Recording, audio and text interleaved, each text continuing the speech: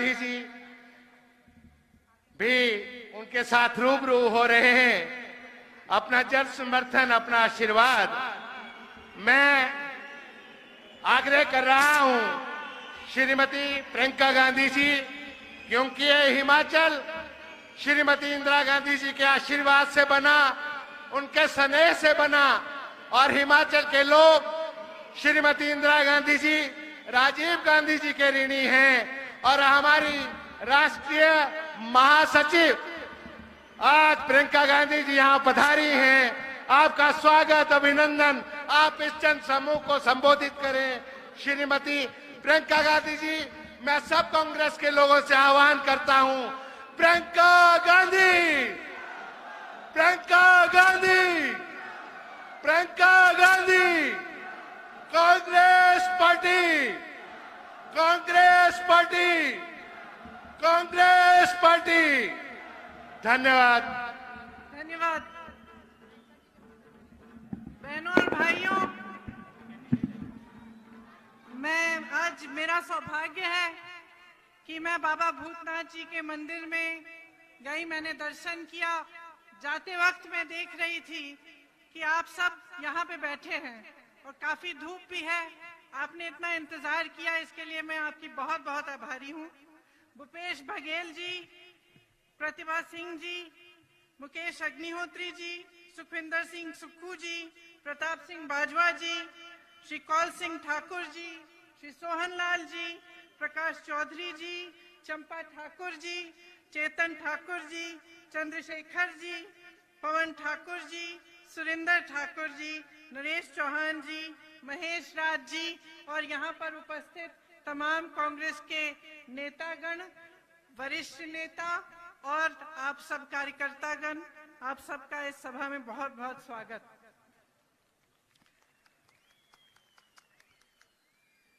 आज जैसे आप सबने कहा, हम दो महापुरुषों की याद करते हैं। सरदार पटेल जी, जिनका आज जन्मदिन था, जिन्होंने देश को जोड़ने के लिए, अपने कर्तव्य को निभाने के लिए दिन रात एक किया। और इंदिरा जी, जो मेरी दादी जी थी, आज उनकी शहादत का दिन है।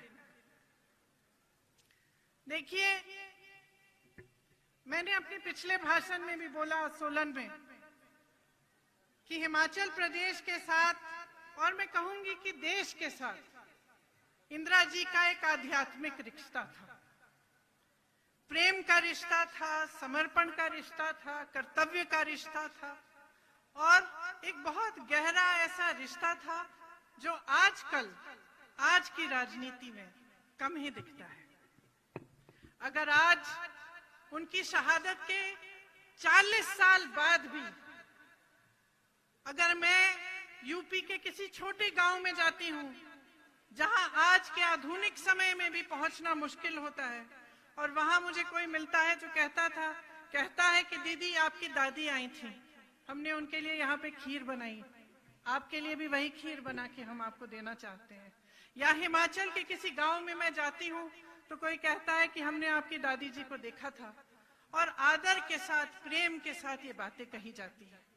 तो ये क्यों है, मैं आपसे पूछना चाहती हूँ। क्या खासियत थी इंदिरा जी में कि आज 40 साल बाद भी देश भर में उनके प्रति सम्मान, आदर की भावना है। उनके गुजर जाने के बाद देश की राजनीति बहुत बदल चुकी है। आप सब मुझसे अच्छी तरह जानते हैं, आज की राजनीति में पैसों का बोलबाला है, स्वार्थ का बोलबाला है, मीडिया बाजे वादे किए जाते हैं। लेकिन उस समय, इंदिरा जी के समय ऐसा नहीं था। इसीलिए आज भी जब देशवासी उस समय को देखते हैं तो उनके मन में इंदिरा जी के प्रति आदर है, सम्मान है। जब हिमाचल बना, इंदिरा जी आई थी शिमला, उन्होंने भाषण दिया, बर्फ पड़ रही थी, फिर भी आप सब, शायद आप में से कोई है जिनके दादा दादी, नाना नानी उस समय थे, खड़ी रही जनता उनकी बातों को सुनने के लिए। जो विश्वास उनके बीच और जनता के बीच में था वो टूटा नहीं। उस समय शायद आप जानते नहीं होंगे, लेकिन देश में माहौल ये था कि लोग कह रहे थे कि ये प्रदेश बना रहे हैं, ये प्रदेश चल नहीं पाएगा, चलाने के लिए पैसा नहीं है, ये इंदिरा जी गलत कर रही हैं। लेकिन इंदिरा जी का विश्वास था आप पर। वो जानती थी कि हिमाचल प्रदेश को हिमाचल की जनता बनाएगी। आप सब बैठ सकते हैं, मुझे समय लगेगा। बैठ जाइए, नहीं बैठ जाइए, बैठ जाइए, आप भी बैठ जाइए जी। तो इंदिरा जी को पूरा विश्वास था कि आप ही हिमाचल प्रदेश को बनाएंगे। उस समय परमार जी मुख्यमंत्री बने और उन्होंने आपके लिए काम करके दिखाया। उसके बाद वीरभद्र सिंह जी भी आए, तमाम कांग्रेस के मुख्यमंत्री आए, आपने देखा कि काम क्या क्या हुआ। यहाँ हिमाचल को बनाने वाले हिमाचल के किसान, हिमाचल के कर्मचारी, हिमाचल के युवा जो सेना पे हमारे लिए खड़े होकर अपनी जान पर खेलते हैं, उन सब ने हिमाचल को बनाया। तो जब चुनाव आता है तो आपको कहा जाता है कि यहाँ की परंपरा बदलिए। अब देखिए, ये सांस्कृतिक और सामाजिक परंपराओं का प्रदेश है, उसी की भूमि है। मैं जानती हूँ मंडी में शिवरात्रि का 7 दिन का उत्सव होता है, कुल्लू में दशहरे की परंपरा है, नाटी लोक नृत्य की परंपरा है, देश के प्रति समर्पण की परंपरा है। यहाँ के युवा, जैसे मैंने कहा, सेना में भर्ती होते हैं, देश की रखवाली करते हैं। यहाँ के कर्मचारी देश के लिए दिन रात एक करते हैं, सेवा करते हैं, मेहनत करते हैं। यहाँ की परंपरा ये भी है कि पढ़ लिख कर आगे बढ़ते हैं लोग, कुछ बनाते हैं अपने जीवन का। आप खुददार लोग हो, आपने ये प्रदेश बनाया है, आपको गर्व होना चाहिए इस प्रदेश पर और अपनी परंपराओं पर। जब आपको कहा जाता है कि परंपरा बदलिए, तो मैं इससे सहमत नहीं हूं। और इसकी एक वजह है, मैंने आपसे कहा कि आज की राजनीति बदल चुकी है। आज की राजनीति में स्वार्थ बहुत देखा जाता है। कई नेता ऐसे होते हैं जो आपके सामने आकर कुछ बोल देते हैं, लेकिन उसका कुछ मायना नहीं होता। और ये जो परंपरा आपने बनाई है ना कि हर 5 साल सरकार बदले, इससे नेता सीखता है, इससे नेता को समझ में आता है कि मेरे 5 साल हैं, या तो मैं करके दिखाऊं या मुझे खदेड़ा जाएगा। और ये एक बहुत अच्छी परंपरा है बहनों और भाइयों, इसको मत बदलो, नुकसान आप ही का होगा। और मैं कहना चाहती हूं कि आपकी भी परंपरा है पुरानी। 1862 में भी यहाँ पे एक वजीर होते थे नरोत्तम, उनका शासन था, बहुत लगान वसूलते थे, जनता का हक मारते थे, मदद नहीं करते थे जब कोई दुखी होता था, संकट आता था किसी पे। आपने उनको उस समय हटा दिया। तो आज की राजनीति में तो और भी महत्वपूर्ण बात है कि आप अपने अनुभव पर चलिए, आप सोच समझकर अपना वोट डालिए। आप ही देखिए कि 5 सालों में आपके लिए किया क्या। हाँ, ये सच है कि बड़े बड़े नेता हिमाचल के हैं, लेकिन उन्होंने अपने लिए किया कि आपके लिए किया। यहाँ के मुख्यमंत्री हैं, क्या किया है इस पूरे जिले के लिए? शायद अपने दायरे में, अपनी विधानसभा में काम किया, उसके बाहर क्या किया? यहाँ के युवाओं की क्या स्थिति है? क्या रोजगार बने हैं? यहाँ कितने युवा बैठे हैं, जरा हाथ उठाओ, बताओ रोजगार मिला है पिछले 5 सालों में? क्यों नहीं मिला? आपको मालूम है कि 63,000 नौकरियां खाली पड़ी, पद खाली पड़ी हैं, सरकारी पद हैं। 63,000 सरकारी पद खाली है, आपको नौकरी नहीं मिल रही है, आपको रोजगार नहीं मिल रहा है। कभी आपने पूछा है क्यों? क्योंकि नियत नहीं है। आपके लिए सेना की भर्ती को देखिए, अग्निवीर ले आए, आप कह रहे हैं देश को कि आप देश के लिए शहीद होने के लिए आप तैयार हैं। आप कह रहे हैं आप जाके सरहद पे खड़े होंगे हमारे लिए, और ये सरकार कह रही है कि ठीक है, आपको ना पेंशन मिलेगा, आपको ना कोई रैंक मिलेगा, 4 साल बाद आप घर लौट जाओ।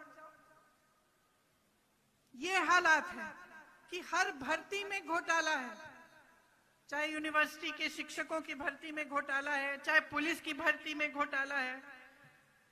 तो क्या किया है नौजवानों के लिए? वही नौजवान जो इस प्रदेश को बनाने वाले नौजवान हैं, जिनका भविष्य इस प्रदेश से जुड़ा हुआ है, देश से जुड़ा हुआ है। उसी तरह से आप देखिए पिछले 5 सालों में कमर तोड़ महंगाई है। दूध, दही, आटा, सरसों का तेल, पेट्रोल, नाम लीजिए, महंगा हो गया। जीएसटी लगा दी। यहाँ पे सेब के बागबान वाले हैं, आप जानते हैं कि उसके पैकिंग के गत्ते पे भी जीएसटी बढ़ा दी है। तो हर तरफ से आपको मारा जा रहा है, चाहे महंगाई से, बेरोजगारी से। यहाँ के कर्मचारियों ने इस प्रदेश को बनाया। शायद इस प्रदेश में सबसे ज्यादा कर्मचारी होंगे पूरे देश भर में से, अगर प्रतिशत देखा जाए। लेकिन आज सरकार क्या कर रही है? आपकी पेंशन छीन ली है। तो आपकी पेंशन भी छीन ली। आप जिंदगी भर काम करेंगे, और सरकारी नौकरी के लिए क्यों चाहते हैं लोग सरकारी नौकरी? क्योंकि एक आशा होती है कि नौकरी के बाद भी जब मैं बूढ़ा हो जाऊंगा तो मेरी कोई सुरक्षा होगी, एक सिक्योरिटी होगी। वो भी छीन ली है आपसे। तो बेरोजगारी है, महंगाई है, तमाम स्कीमें इनकी ऐसी हैं जिनसे आपकी भलाई नहीं होती, इनके बड़े बड़े उद्योगपति मित्रों की भलाई होती है। आप बागबान के मालिकों से पूछिए, किसानों से पूछिए, दाम कौन तय कर रहा है आज फसल का? क्या आप तय कर पा रहे हैं? नहीं कर पा रहे हैं। बड़े बड़े उद्योगपति हैं, उन्हीं के कोल्ड स्टोरेज, वही तय करेंगे दाम।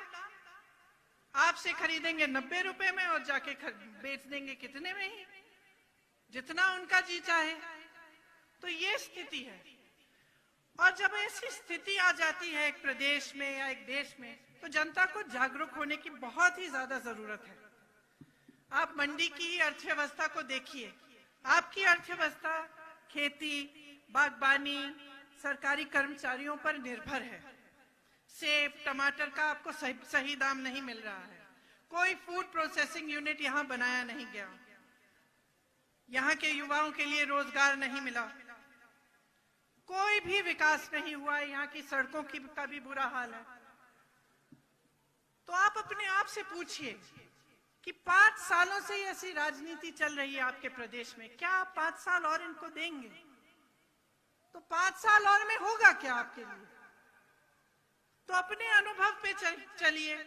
मैं सिर्फ आपसे इतना आग्रह करना चाहती हूँ, जागरूकता से अपने अनुभव पे सोच समझ के देखिए कि हमारे लिए 5 सालों में किया क्या और दूसरों ने क्या किया, कांग्रेस पार्टी ने क्या किया और कांग्रेस पार्टी आज क्या कह रही है। मैं आपको कुछ चीजें बताना चाहती हूँ जो कांग्रेस कह रही है कि वो करेगी।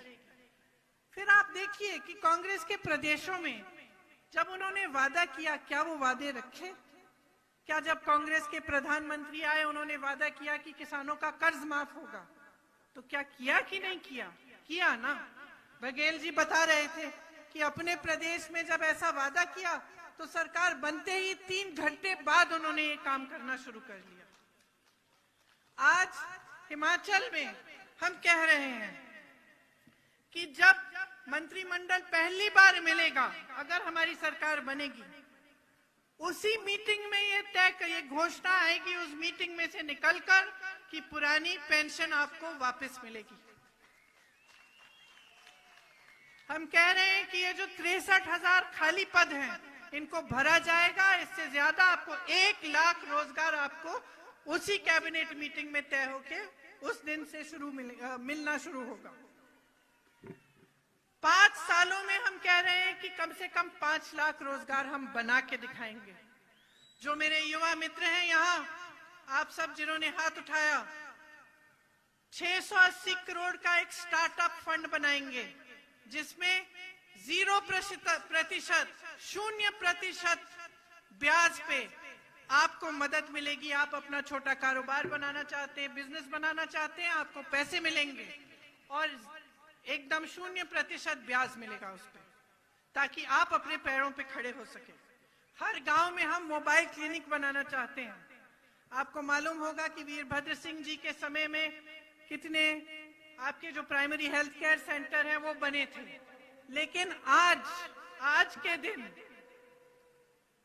वो ठीक तरह से चल नहीं रहे हैं। हम चाहते हैं कि इनको फिर से अच्छी तरह से चलाया जाए और हर गांव तक मोबाइल क्लिनिक जाए। हर विधानसभा में हम 4 अंग्रेजी के मीडियम स्कूल बनाना चाहते हैं। तो आप ही देखिए, ये तो कुछ ही चीजें हैं। हमारे घोषणा पत्र में बहुत ऐसी चीजें हैं जो हम आपकी भलाई के लिए करना चाहते हैं। आप अपना अनुभव देखिए। कांग्रेस ने मंडी में IIT बनाई, 24 घंटे पानी को उपलब्ध किया, सीवरेज सिस्टम बनाया, सचिवालय बनाया, शासन प्रशासन के लिए मंडी में एक सेंट्रल जोन बनाया। वीरभद्र सिंह जी ने गांव-गांव में पाठशालाएं बनाई, शिक्षा साक्षरता में हिमाचल को एकदम टॉप पे पहुंचाया। मंडी में मेडिकल कॉलेज भी बनवाया और आज आपके यहाँ से मुख्यमंत्री हैं, भाजपा की सरकार है। क्या बनाया? कोई ऐसी चीज आपको दिख रही है? कोई IIT, कोई मेडिकल कॉलेज, पाठशालाएं, अस्पताल, कुछ दिख रहा है? कुछ नहीं किया। तो ये वही राजनीति है जिसके बारे में मैं बात कर रही थी। स्वार्थ की राजनीति है। आपके सामने आकर कुछ भी वादा हो सकता है, लेकिन वो जमीन पे नहीं उतरेगा, वो सच्चाई में नहीं बदलेगा। तो आप ही सोचिए कि आगे 5 सालों में आप चाहते क्या हैं। मैं तो कहती हूं कि सरकार बदल दीजिए, अपना भविष्य बदल दीजिए। आपसे इन्होंने पुराना पेंशन छीना, हम आपको पुराना पेंशन वापस देंगे। आपसे डिग्री छीनी, आपसे रोजगार छीना, हम आपको देना चाहते हैं। सैनिकों के लिए इन्होंने ये अग्निवीर की स्कीम निकाली, हम आपको रैंक और आपका पेंशन देना चाहते हैं। हम आपको शिक्षित करना चाहते हैं, आपके प्रदेश को आगे बढ़ाना चाहते हैं। जितने भी यहाँ नेता बैठे हैं और जो हमारे प्रत्याशी हैं, वो आपके प्रति समर्पित हैं। आपके लिए दिन रात एक करके दिखाएंगे। इसीलिए इस चुनाव में अगर आप अपना मन बनाएं और एक बार फिर वही परंपरा रखें जिनको ये तोड़ना चाहते हैं, कांग्रेस की सरकार बनाएं, तो आपको खुद अनुभव होगा कि एक नई राजनीति, एक अलग राजनीति जो आपकी भलाई के लिए चलती हो, जो आपके हित में काम करती हो, वो आपको दिखेगी। तो मैं आशा करती हूँ, आप सबने मेरी बातों को बहुत ध्यान से सुना है। मैं आशा करती हूँ कि वोटिंग के दिन भी आप मेरी बातों को याद रखेंगे और अपने लिए ही, अपने बच्चों के भविष्य के लिए और एक ऐसी राजनीति के लिए जो आप ही को आगे बढ़ाना चाहे, उसी के लिए आप वोट देंगे। आप सबको बहुत बहुत धन्यवाद। जय हिंद, जय हिमाचल। अब मुकेश अग्निहोत्री जी धन्यवाद करेंगे, जो हिमाचल प्रदेश के हमारे नेता प्रतिपक्ष हैं। आप लोगों की आवाज बहुत उठाई है विधानसभा में। आदरणीय प्रियंका गांधी जी आज मंडी में आई और उन्होंने कांग्रेस के प्रचार अभियान में जो गति दी है, जो मार्गदर्शन हमारा किया है, हम उनके आभारी हैं। हम आभारी हैं छत्तीसगढ़ के मुख्यमंत्री श्री भूपेश बघेल जी का। और आप सब से ये आग्रह है कि 15 दिन के बाद हिमाचल प्रदेश में कांग्रेस की सरकार बनाएं। 15 दिन रहते हैं, 15 दिन के बाद आपकी सरकार होगी, कांग्रेस की सरकार होगी। हमारे 10 प्रत्याशी यहाँ पे चुनाव लड़ रहे हैं, इन्हें जुटाएं और शिमला के सचिवालय पे कांग्रेस का झंडा बुलंद करें। प्रियंका जी का एक बार फिर से बहुत बहुत धन्यवाद।